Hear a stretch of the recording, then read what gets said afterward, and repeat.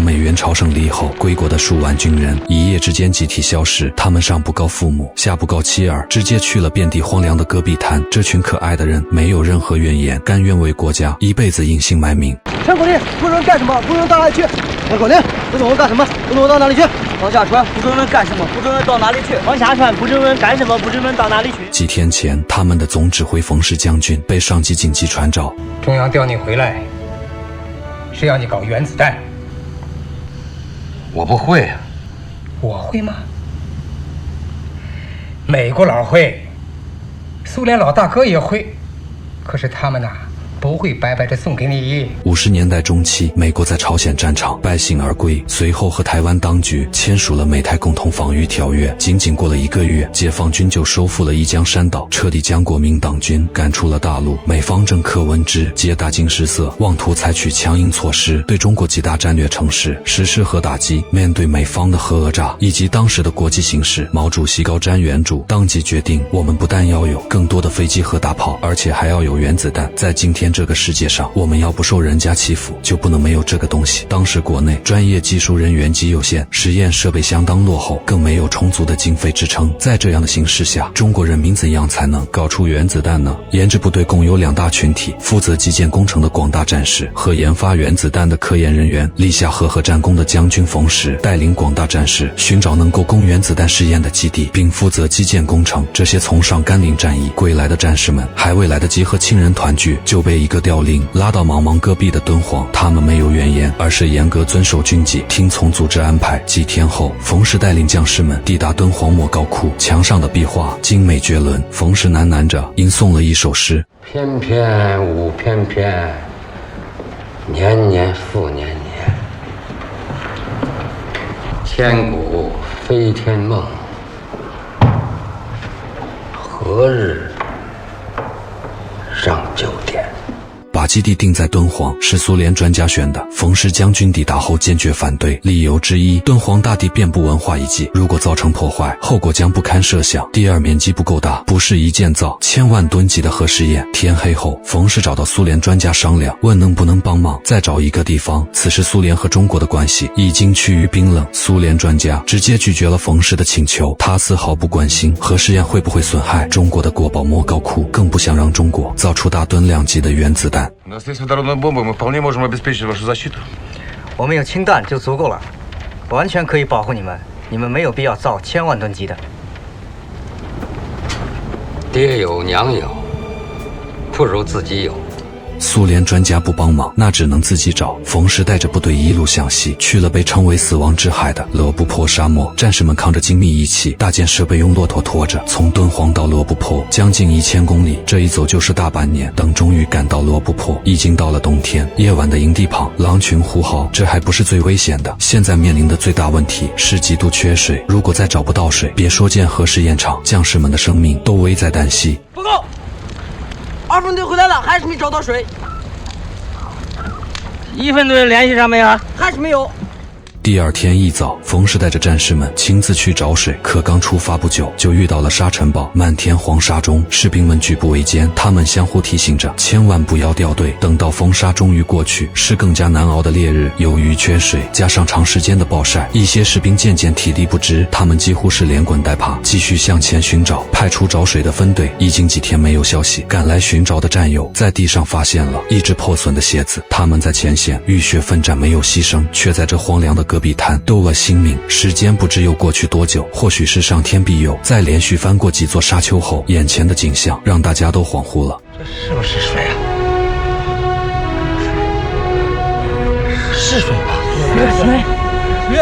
水！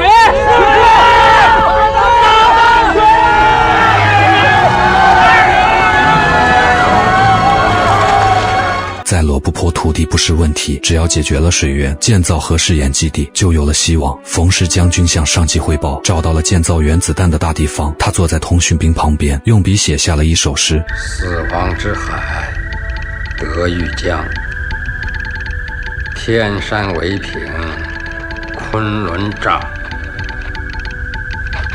纵横南北10万里，敢问惊雷何日下？那只胶布鞋被埋于沙中，战士们向天鸣枪，为牺牲的战友们做最后的告别。冯氏这边有了进展，中央也在紧急物色科研人员。一名叫陆光达的博士吸引了大家的注意，他是麻省理工的博士，核物理专业。1952年主动回国，义无反顾投身到祖国建设。可现在的问题是，陆光达的妻子是资本家出身，负责审核的陈将军不忍心痛失人才，决定破格录用陆光达。你愿意一辈子隐姓埋名吗？但由于造原子弹是国家最高机密，所以必须让陆光达对亲人完全保密。陆光达轻轻点头，他心里清楚，研发原子弹对于中国有着怎样的意义。冯将军和战士们在罗布泊大搞基建，而陆光达则进驻北京原子能研究所，埋首做理论设计。连妻子也不清楚他去了哪里，何时会回来。原本研发工作进展得还算顺利，但到了1959年6月，中苏关系急剧恶化，苏联专家全部撤回，中断了所有技术援助。到了欢送会当晚，那些苏联专家们更是对我们冷嘲热讽。陆光达本是好心为苏方专家撑伞，可对方下车后却将伞一把夺过，还阴阳怪气地说，在这个世界上，伞永远掌握在高个子手里。陆光达听后毅然后退一步，直接站到雨中。此时一阵风吹来，伞被吹落到地上，看来高个子的伞也并不可靠。苏联专家临走时还烧毁了设计图纸，而我们的科学家忍着被火灼烧的痛，捡回了一些残片，回去后再小心地拼在一起，每拼上一个公式就会欣慰地推一推眼镜。此时一位苏联专家进来敬酒告别，看到被捡回的设计图纸，他并没有阻止，而是指着其中一片，遗憾地说，这一块你们用计算器也要算2年，没有意义。项目被迫搁浅。从不喝酒的陆光达第一次喝得酩酊大醉，虽然家里离研究所很近，但为了保密，他已经1年多没有回来了。我真的不知道你还会回来。妻子如慧也是麻省理工毕业的物理学家，但因为离异父亲的身份被扣上了资本家的帽子。醉酒的陆光达想喝咖啡，可因他常年在外，家里的咖啡早就没了。妻子赶紧说明天就去买。陆光达听后有些心疼妻子，因为他明天又要走了，二人下次见面可能几个月后，也可能几年都见不到。虽然苏联专家走了，但国家建造原子弹的决心没有丝毫动摇。在今天这个世界上，要想我们不受欺负，那就不能没有这个东西。所以啊，我们就是砸锅卖铁，也得把它搞出来。请大家记住，59年6月，苏联人走了，我们自己干。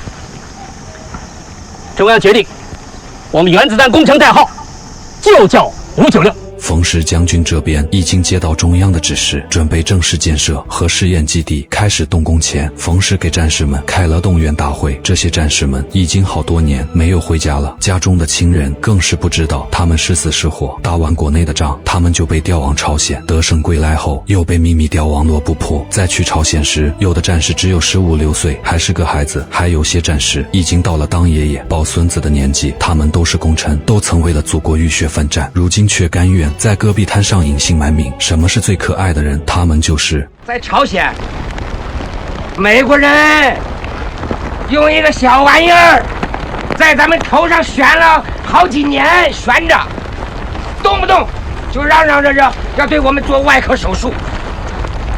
苏联专家也撤走了，瞧不起我们。没有这个东西啊，我们中国人的腰杆子就挺不直，就没地位，没和平，就不能踏踏实实的过咱们的日子。所以现在中央军委指示，可以把这个秘密告诉大家了。我们就是要在这个大戈壁滩上，用我们自己的双手搞出我们中国自己的原子弹。搞出原子弹！原子弹搞出！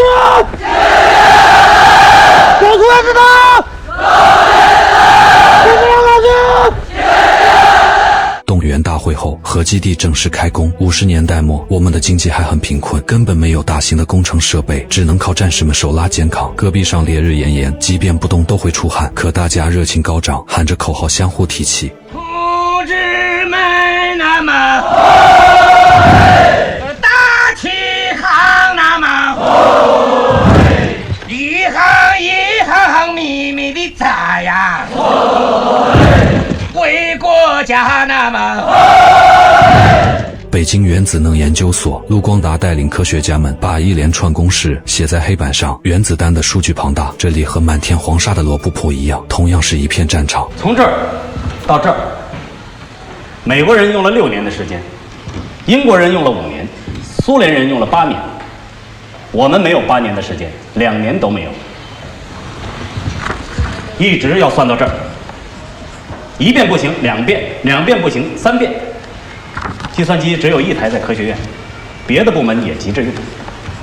我们没有别的窍门，就是用算盘打，也要把它打出来。现实的窘境摆在眼前，没有计算机，那就用算盘打。数百位科学家的算盘声在房间里此起彼伏，他们日夜交替轮流换岗，饿了就吃馒头咸菜，就连脸上的汗珠也来不及擦。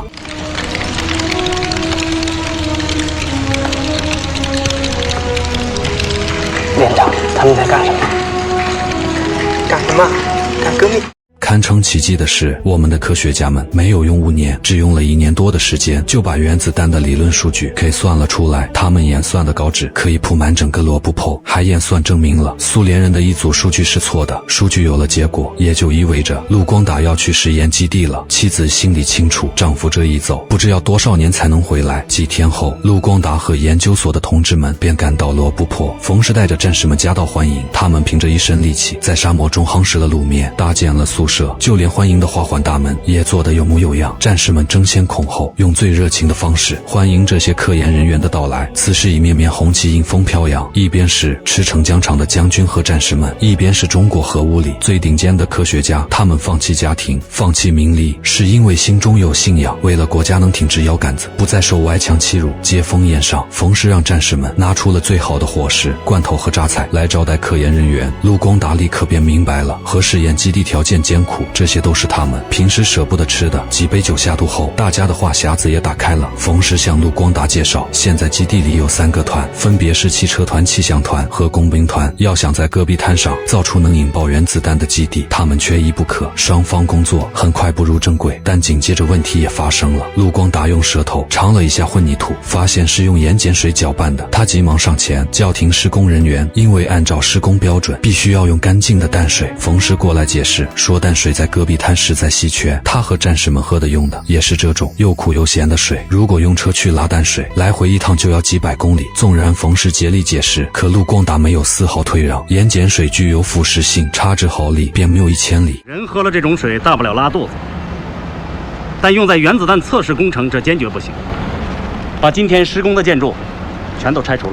冯氏将军没有反驳，他坚信专业人做专业事，然后命令战士们立即反攻。晚上休息时，一声哨响叫醒了所有士兵，他们把能用的汽车全部改成拉水车，去几百公里外拉淡水。为了不延误工程，战士们吃喝都在车上，人可以轮流休息，但车绝不能歇。虽然解决了淡水问题，可陆光达不放心，把建设任务交给一支违反施工纪律的部队。因为原子弹测试工程1分1毫都不能出错，他向冯氏提出要立即撤换整个工兵团，换一批人过来。冯氏实在不忍心让战士们就这样离开，如果这时候撤掉他们，等于往他们心里捅刀子。可陆光达的坚持也有他的理由。你的心情我能理解。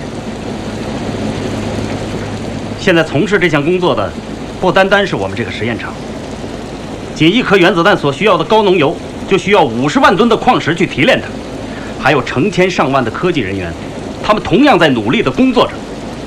他们演算的稿纸可以铺满整个罗布泊，但是他们一个数据都不能错，错就造不出原子弹。就在此时，门忽然开了，战士们站在雨中不肯离去，他们对原子弹同样有无法割舍的感情。首长们，是我错了，你们撤掉我这个团长吧，但是把部队留下。总指挥，这面旗帜不能倒啊！严肃立正，出动行动，万国不抗，万物一致。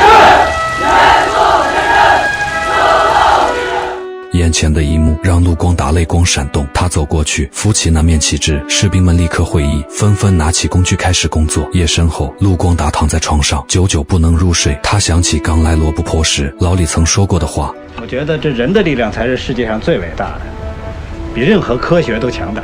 随后陆光达找到冯石，二人促膝长谈，聊起在外求学时如何被日本人嘲笑，又怎么和他们进行了语言比试。冯石猜测一定是陆光达赢了，后来又比学法语，比学西班牙语，那一定也赢了。后来呢？后来日本战败之后，他离开了学校。经过这次交谈，两人慢慢了解了彼此，他们心里都清楚，之前的分歧不是为了个人，而是都满怀着要为祖国造出原子弹的决心。时光飞逝，转眼来到1961年，当所有外国人都认为中国造不出原子弹的时候，中国的原子弹研究取得了突破性进展，我们的原子弹爆轰实验成功了。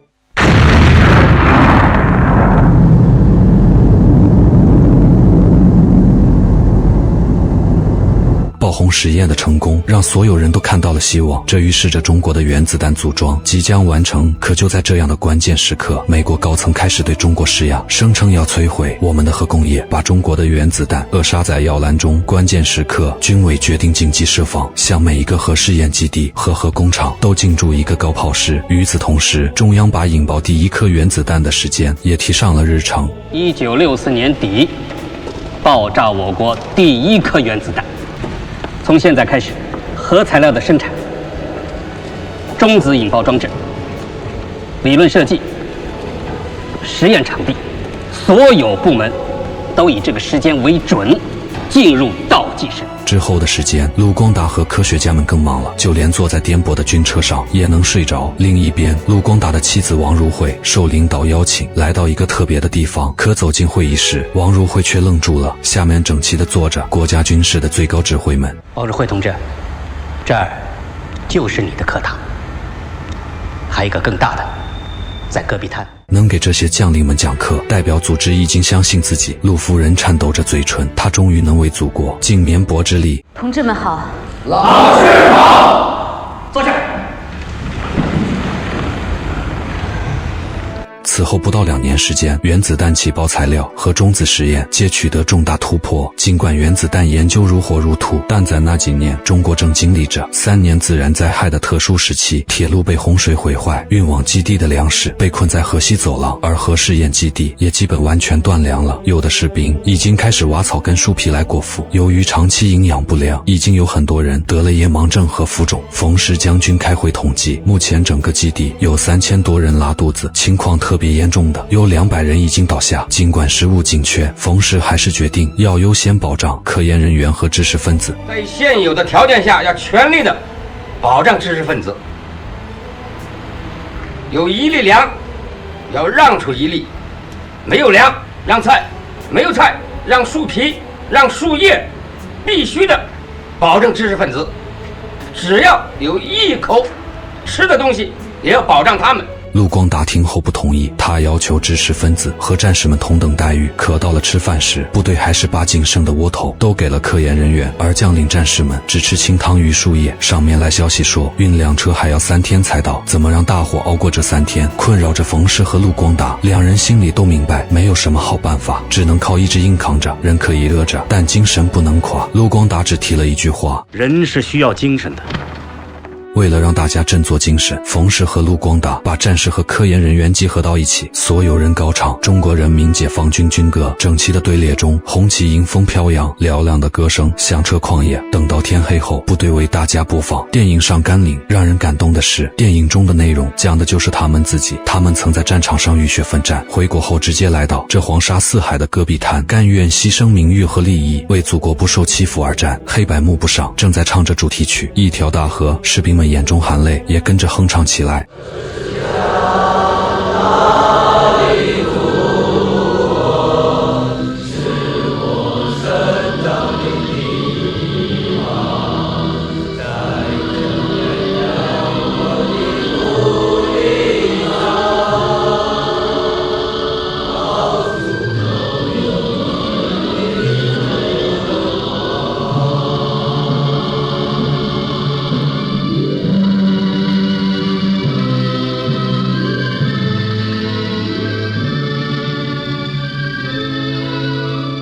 看完电影后，大家又投入到工作中，尽管所有人都宰了肚子，但只要还有一口气在，他们就不会选择倒下。到了第二天，这天蔽日的沙尘暴再次袭来，为了保护设备资料，士兵们紧紧抓住绳子，知识分子们索性趴到仪器上，直接用身体护住。狂风过后，一切又归于平静，整齐的军营帐篷也再次伫立在戈壁上。更让人开心的是，运粮车赶到这天正好是春节，冯氏第一时间拿着馒头和鸡蛋来看望科研人员。一连饿了几天，大家总算吃了一顿饱饭。几天后又下起大雨，赶来送实验器材的车子被陷在河里，战士们和科研人员赶紧帮忙抢救器材。在起药的水中，每个人都用尽全力，有的人已经被水淹没，依然拼命举着仪器。此时陆光达听到一个熟悉的名字，他驻足望去，正是许久未见的妻子。一晃4年过去，夫妻二人没见过一次面。陆光达激动地飞扑过去，而妻子眼中满是惊喜，可笑着笑着，妻子如慧却哭了。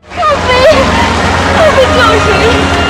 听着妻子的话，陆光达的心里一阵酸楚。夫妻二人久别重逢，在水中紧紧相拥。到了晚上，两人来到营房，如慧发现丈夫的头上已经长出不少白发，她小心询问工程进行到哪一步了。其实话中意是问丈夫什么时候能回家。陆光达的脸上满是疼惜，但这个问题他不能回答。随后他将妻子抱住，小声地说：“我们该要个孩子了。”妻子听后高兴的眼中含泪，因为她明白丈夫说出这句话，那就说明工程快要结束了，这是属于两人的默契。时间来到1964年4月，原子弹核心部件秘密运往罗布泊。为了防止有人搞破坏，铁路沿线5步1岗，10步1哨，每个车厢均有重兵把守。同一时间，陆光达返回京中开会，可他刚走出机场，却碰到了同窗好友夏世忠。两人从中学就是同学，后一同考入麻省理工。陆光达学成后回到了祖国，而夏世忠选择留下，且年纪轻轻就提名了诺贝尔奖。两人的相遇本是意外，却被外媒拍下，无端捏造，蓄意诬陷。此时正处于引爆原子弹的关键时期，陆光达的立场被怀疑，令其不得返回基地，且不能参与最后的实验部分。陆光达回家后，看着桌上的报纸非常气愤，上面写着捏造的胡乱报道，一时之间舆论纷纷，他被怀疑是美国派来的间谍。我什么都没有告诉他。保密局也立即前往罗布泊，对陆光达的住处仔细搜查。冯氏看着陆光达被冤枉，心里不是滋味，直接随同直升机进京面见首长。这些西方记者的话能信吗？如果连陆光达都不能信任，那我们还能信任谁啊？陆光达一天不走，我一天不离开北京。你说什么？我拿脑袋担保的。首长听得气愤，事关国防安全工程，必须要万无一失。你过来，你过来！咱们整个的一个国家，近10年的努力，几10万人的心血，就为了这一天。知道这一天的分量吗？史学家因为这一天要把整个中国的历史分为2节。596，横空出世不是你我的脑袋能够担保得了的，你知道吗？你给我回去！你给我立刻回去！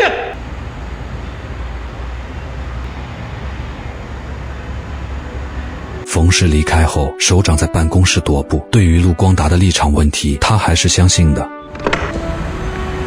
接总理办公室。由于陆光达不在基地，重担全落在科学家老李身上，他积劳成疾，已经多次吐血。另一边的冯氏坐上了回程的飞机，当他回头时，看到了那个熟悉的身影，两人重逢相视一笑，已经不需多言。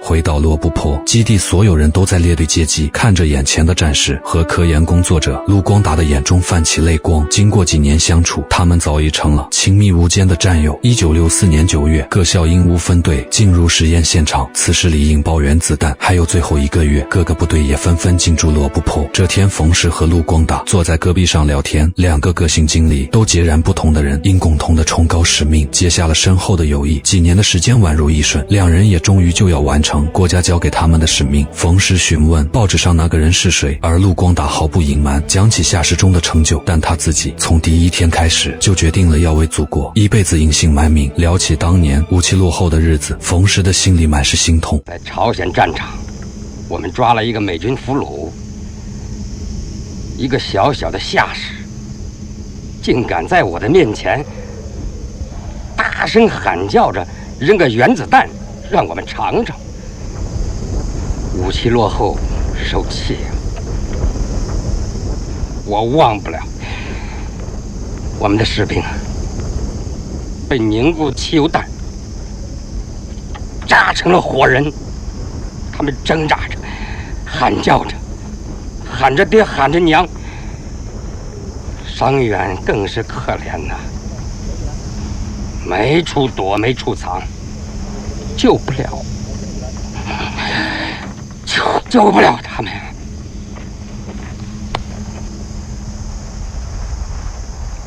尽管这样，咱屈服了吗？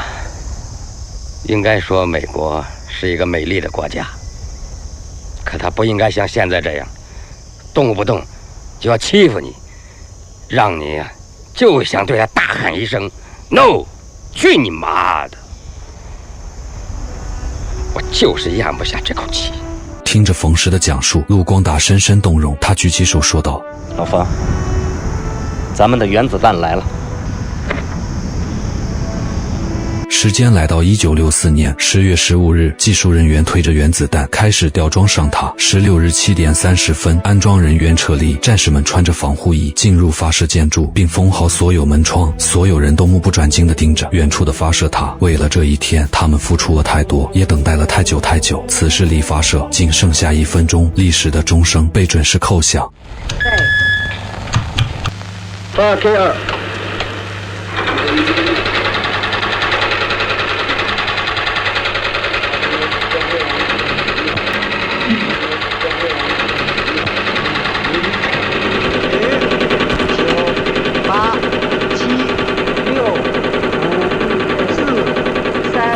2、1，起爆！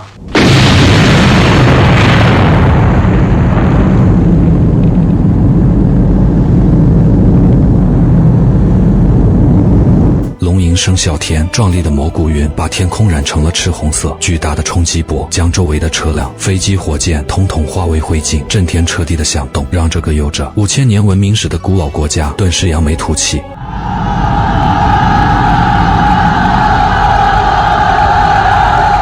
戈壁滩上，数千位工作人员一片欢呼。近10年扎根沙漠，这一刻终于工程圆满。如果只能用一个词来形容，那一定是横空出世。这些在戈壁滩隐姓埋名的战士们和演算稿纸可以铺满罗布泊的科研人员们，他们的付出和功绩，凭单薄的语言无法叙述。这一天，把中国的历史分成2节，中国人可以挺直腰杆，不再受外强欺辱。在美国对中国进行全面封锁和核威胁的年代，中国依靠自己的力量，奇迹般的发展了2弹1星等国防尖端技术，先后进行成熟的核试验，达到45次，并掌握了中子弹、核武器小型化等技术。也正是因为有了这些，我们才一跃成为了在国际上掌握话语权的大国。电影《横空出世》是导演陈果辛1999年的作品，摄制组为了复原当年核试验的场景，按照1:1的比例还原了当年的战壕工事，还耗费了几十吨钢材，搭建出60多米高的铁塔。由于规模太过宏大，竟下出8颗国外卫星，他们误以为我国重启了核试验。导演后来在报纸上刊登了是在拍电影，上空的卫星才渐渐退去。片中的几位主要角色皆有人物原型，冯氏将军对应的是中国第1任核司令张运玉，他曾是上甘岭战役的英雄参谋长；陈志忠将军对应的是上将张爱萍，他令我国的海军力量有了飞速发展。陆光达的原型是2弹元勋邓稼先，相较于电影中的展现，现实里的邓稼先要悲壮得多。1958年，他离开妻子许露西和儿女，进入与世隔绝的西北戈壁，这一别就是整整28个春秋。原子弹爆炸成功后，邓稼先和众多幕后的英雄们名字也未公开，原因是中国的核试验在1996年才结束，这期间他们隐姓埋名，把一切都奉献给了国家，除了组织，没有人知道他们的工作地点和内容。不幸的是，邓稼先在一次实验中受到了核辐射，患上了直肠癌，最后不幸离世，把不可能变为可能。这是不服输，有条件要上，没有条件创造条件也要上，这是大无畏。千百年来，中国人正是靠着硬邦邦的骨气，才屹立于世界民族之林。在共和国英雄的史册上有这样一长串名字，我们应该铭记，不要忘了这些国之英雄：邓稼先、钱三强、王淦昌、彭恒武、程开甲、周光召、陈能宽、吴自良、朱光亚、于敏、林俊德等。林俊德，中国工程院院士，曾参加了我国全部核试验任务，直到生命的最后一刻，依旧把自己的时间献给了毕生钟爱的核事业。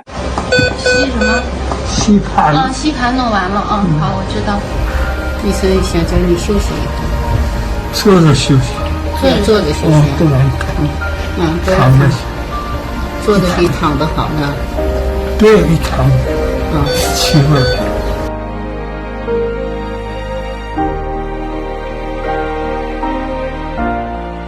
还有那些默默无闻、奉献青春、献上生命的人，他们都是中国的脊梁，在他们身上体现了真正中国人的精气神。今天的我们不是生活在一个和平的年代，而是生活在一个和平的国家。可以说，没有这一代军人的无私奉献，没有这一代学者的隐姓埋名，就没有我们当代年轻人的歌舞升平。我们幸福并感激着，一声谢谢也许代表不了多少，我们能做的就是不辱先辈们的付出和牺牲。除了故事的真实，也离不开几位主演的精准塑造。李幼斌老师是电视剧大咖，他在本片中的表演绝对是影帝级，相较于他在《亮剑》中的阳刚硬朗，科学家陆光达更多的是隐忍内敛。何建议横空出世莽昆仑，阅尽人间春色，飞起玉龙300万，搅得周天寒彻。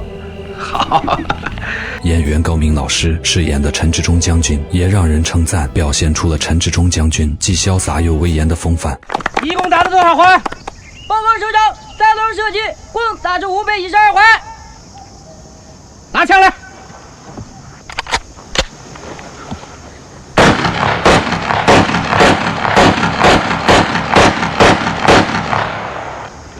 现在多少环？报告首长，596环。好，596，请大家记住，59年6月，苏联人走了，我们自己干。李雪健老师的演技自然不用多说，他会让观众情不自禁地为之喝彩，每一个眼神和动作都充满着深深的感染力。最后引用冯氏将军的一段话作为本次解说的结尾：咱中国人，中国共产党人就从没怕过他美国。